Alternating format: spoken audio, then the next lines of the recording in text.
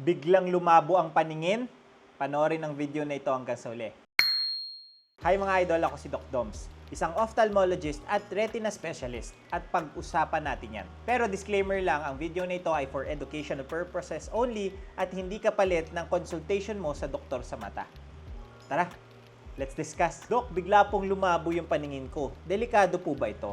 Isa ito sa pinakakaraniwang tinatanong sa akin dito sa social media.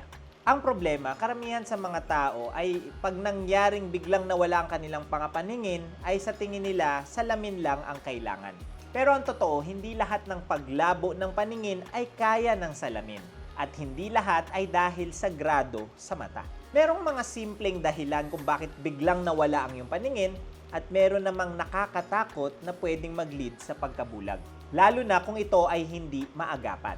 Kaya pag-usapan natin ngayon yung 10 dahilan kung bakit bigla ang nawawala ang ating mga paningin.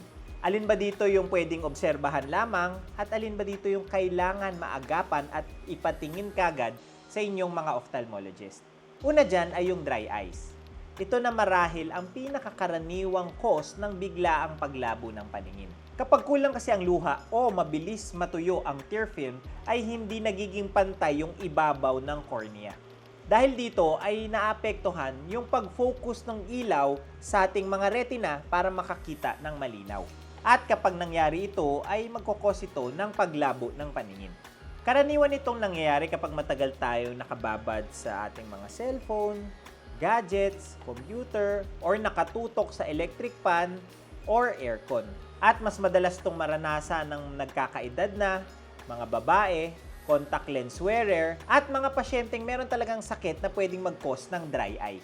Pero ang good news dito ay hindi ito permanent. Kapag ikaw ay paulit-ulit na kumurap at nabasa ulit ang iyong mga mata, ay lilinaw ulit ang iyong mga paningin. Kung ito lang ang dahilan, kadalasan hindi ito emergency. Lalo na kung on and off yung pagkalabo ng iyong paningin at lumilinaw kagad pagkatapos mo magpahinga.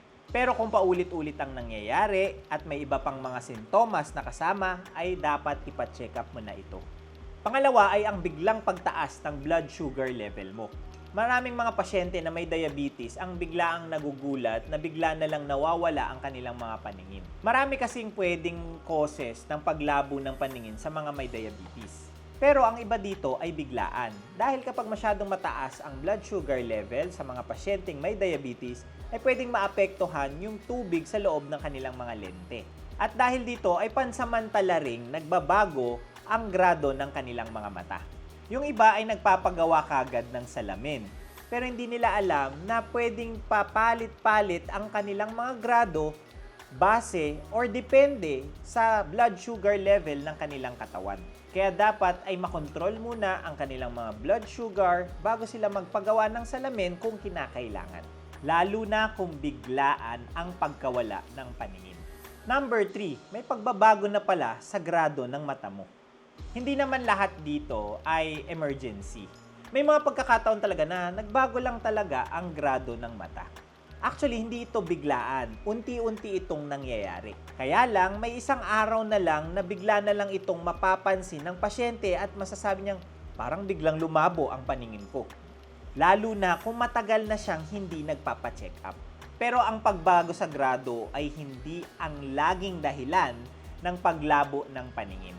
Marami pa tayong dapat i-rule out bago sabihin ito ay dahil sa grado sa mata. Pang-apat ay corneal problems or problema doon sa pinakaharap na parte ng ating mga mata. Ang cornea ang nagsisilbing malinaw na parang salamin sa harap ng ating mga mata.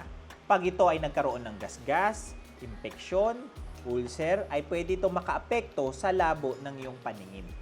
Pero karaniwan ay may kasama itong pamumula, pananakit, pagkasilaw at pagluluha. Ito ay madalas kong nakikita sa mga contact lens user na kung saan nakakalimutan nilang tanggalin bago matulog ang kanilang mga contact lens na nagkakaroon ng gasgas sa kanilang mga mata.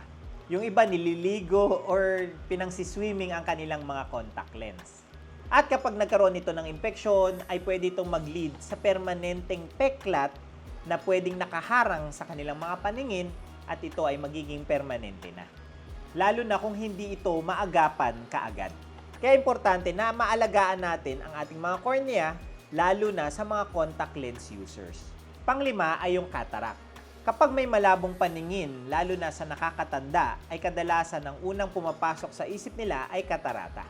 At totoo naman, dahil isa ito sa pinaka-common na cause ng paglabo ng paningin sa mga matatanda. Pero ang cataract talaga ay dahan-dahan ang paglabo ng paningin.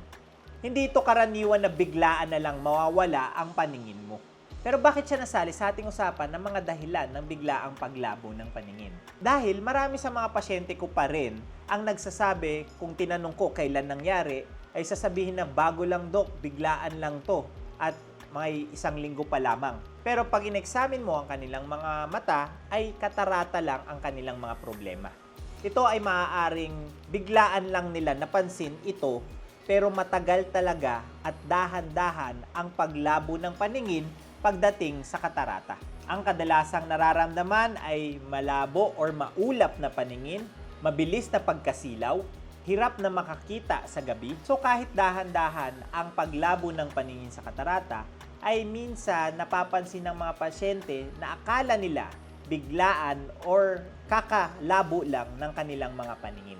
Pang-anim ay vitreous hemorrhage. Bilang retina specialist ay madalas ko rin itong makita. Ang vitreous kasi ay ang parang gelatin-like sa loob ng ating mga mata. At kapag may dumugo sa space na ito, ay talagang haharang ito sa paningin ng mga pasyente. At kapag humarang ito sa paningin ng pasyente, ay pwede silang makakita ng parang floaters o kaya bigla ang pagkaharang or pagkawala ng kanilang mga paningin. Ito talaga yung biglaan, yung, Dok, parang nagising na lang ako, wala na nakita.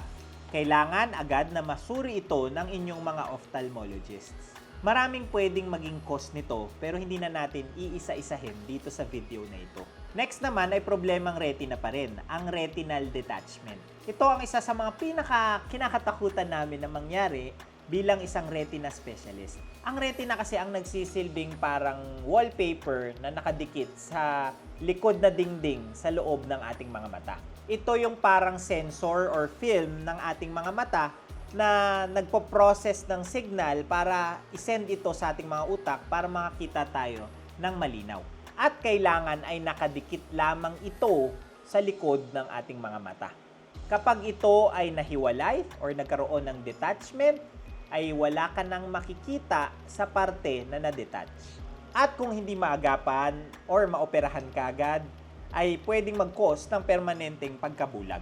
Ano mo malalaman na may retinal detachment na? Kapag merong biglaang dami ng floaters, biglaang lumaki ang floaters, kapag biglaang may floaters pero may kasama ng pag-flash ng ilaw na parang flash ng camera, o di kaya ay parang may kurtina ng humarang sa iyong paningin, ay pa-check up mo kagad ito dahil baka retinal detachment na ito. Marami kasing nag-aakala na mawawala lang ito kapag pinahinga o di kaya itinulog lamang. Pero hindi po ganun ang pwedeng mangyari. Isa po itong emergency at ang pwedeng mangyari ay mawala ang iyong paningin ng permanente. Kaya wag mo nang hintayin at ipagpabukas pa dahil kailangan makita ka kagad ng iyong ophthalmologist para magawan kagad ng paraan. Mas maagang maoperahan, mas malaki ang tsansang maibalik ang paningin. Number 8 ay macular diseases. Hindi lahat ng retina problem ay retinal detachment. Pwede rin magkaroon sa parte nito na responsable sa sentrong paningin natin, which is the macula. Ang macula ang responsable sa detalyado at malinaw nating paningin sa gitnang paningin natin. At maraming pwedeng mag-cause ng problem sa macula na pwedeng mag-lead sa biglaang paglabo ng paningin. Pwedeng age-related macular degeneration, diabetic macular edema dahil sa diabetes, central serous chorioretinopathy dahil sa stress, macular hole or buta sa macula at iba pa. Ang karaniwang reklamo ng pasyente ay, Dok, parang hindi malinaw or kulang yung mukha nung nakikita ko or nakakasalubong ko kahit malinaw naman yung paligid niya. O di kaya, Dok, parang bumabaluktot yung mga linya or yung straight na linya na tinitignan ko. O di kaya parang may nawawalang parte sa gitna ng aking paningin. Pag ganito ang naramdaman, huwag niyong iisipin na grado lamang ito. Magpa-check kayo dahil may problema na maaari sa inyong mga macula. Number 9, bukod sa retina ay pwede rin magkaproblema sa inyong mga optic nerve. Ang optic nerve naman ang nagdudugtong ng ating mga eyeball papunta sa ating mga utak para daanan ng mga signals at ma-send ito sa utak para ma-process ito ng maayos at makakita tayo ng malinaw. Minsan ay pwede magkaroon ng pamamaga, infection o di kaya problema sa optic nerve or parang kable na ito. Pwedeng maapektuhan ang inyong mga paningin or magkaroon ng biglaang paglabo, masakit na paggalaw ng mata, o di kaya maapektuhan din ang inyong color vision. Meron ding mga problema tulad ng stroke na pwede ring maapektuhan ang inyong mga mata dahil sa optic nerve. Minsan ay makakapansin ang pasyente na parang yung kalahati ng kanilang mga paningin ay nagkukulang na or lumalabo. Kapag ang paglabo ng paningin ay may kasama ng pamamanhid, panghina ng kalahating parte ng inyong mga mukha or katawan, matinding pagsakit na ulo, o di kaya hirap na magsalita, ay baka may kasama na itong stroke sa utak at kailangan nyo nang magpatingin kaagad. At pang-10 ay yung tinatawag na glaucoma. Lagi ko sinasabi na ang glaucoma ay silent thief of sight o dahan-dahan niyang hinanakaw ang inyong mga paningin. Pero merong isang type ng glaucoma na biglaan na lang, meron kayong mararamdaman at biglaan na lang lalabo ang inyong mga paningin. Ito yung tinatawag na acute angle closure glaucoma, na biglang tataas ang pressure sa loob ng mata at magkukos ng biglaang paglabo ng paningin, pamumula, pananakit ng ulo, pagsusuka, o di kaya pagduduwal. Ito ay isang klase ng emergency sa mata na kailangan magawan kagad ng paraan, kung hindi ay maglilid sa permanenteng pagkabulag. Marami ang nag-aakala na simpleng migraine lamang ito dahil masakit ang kanilang mga ulo. Pero hindi nila alam na sa mata talaga ang problema at bawat minuto na lumilipas ay nasasayang.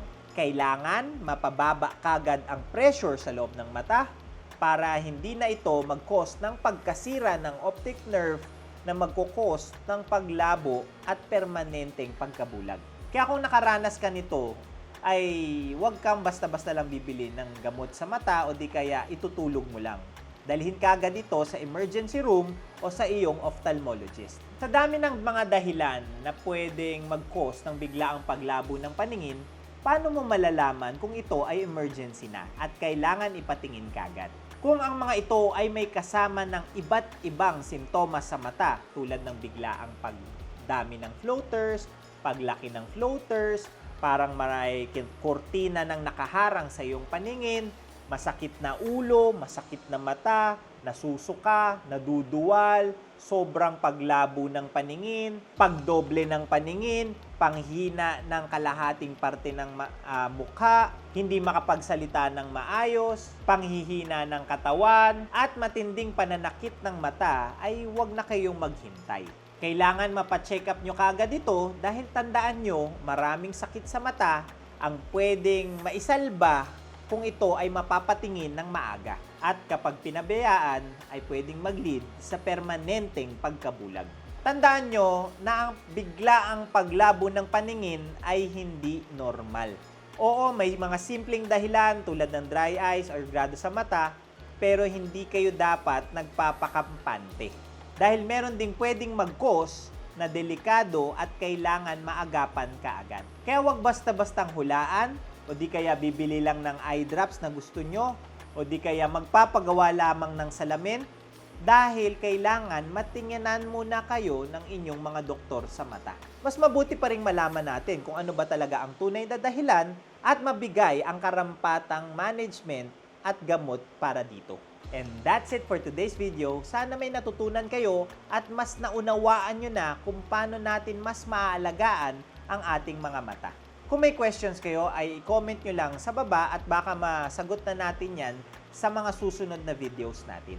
Don't forget to like, subscribe, follow, and hit that notification bell for more medical and eye contents. Ngayon, mas may alam ka na. Ako po si Doc Doms, your idol. See you on our next video at ingatan natin ang ating mga mata.